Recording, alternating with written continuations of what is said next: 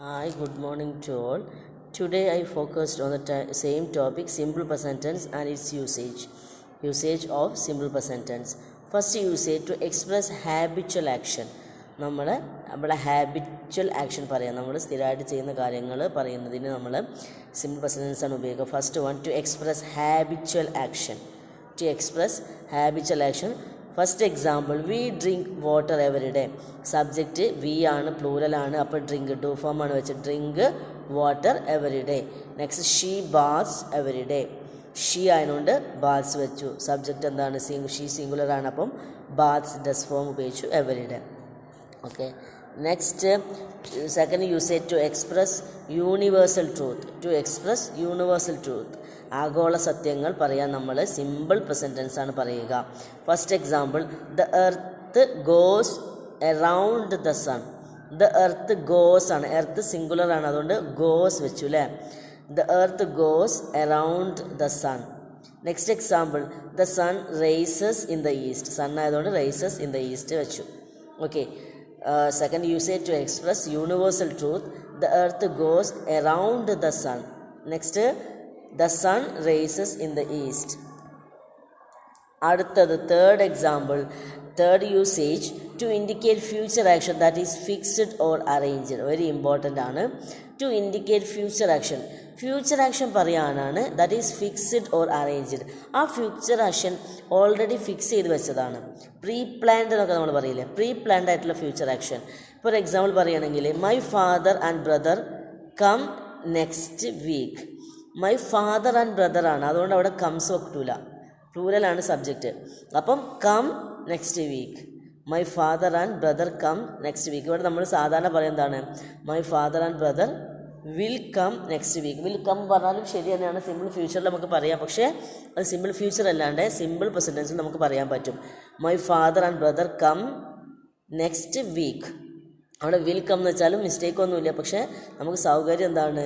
To indicate future action that fixed or arranged നമുക്ക് എന്ത് ചെയ്യാൻ പറ്റും? ഫിക്സ് ചെയ്ത പ്രീ പ്ലാൻഡ് ആയിട്ടുള്ള ഫ്യൂച്ചർ ആക്ഷൻ നമുക്ക് സിമ്പിൾ പ്രസന്റ് ടെൻസിൽ പറയാൻ പറ്റും. Next, vacation starts on next week.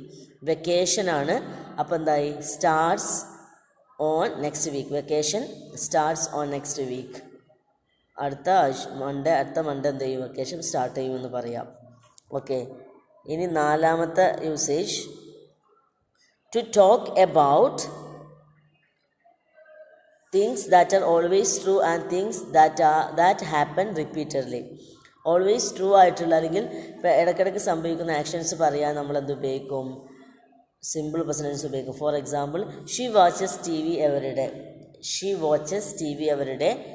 They wash dishes every day. They wash dishes. ഇവിടെ ദേ ആയതുകൊണ്ട് വാഷ് വെച്ചു, ഇവിടെ ഷീ ആയതുകൊണ്ട് വാച്ചസ് വെച്ചു. ഓക്കെ.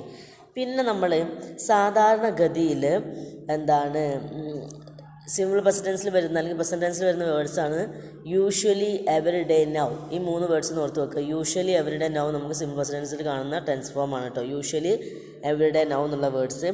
പിന്നെ നിങ്ങളുടെ ബുക്കിൽ സിമ്പിൾ പ്രസന്റ് ടെൻസിൽ നിങ്ങൾ കണ്ടിട്ടുണ്ടാവും form the present simple tense എന്ന്.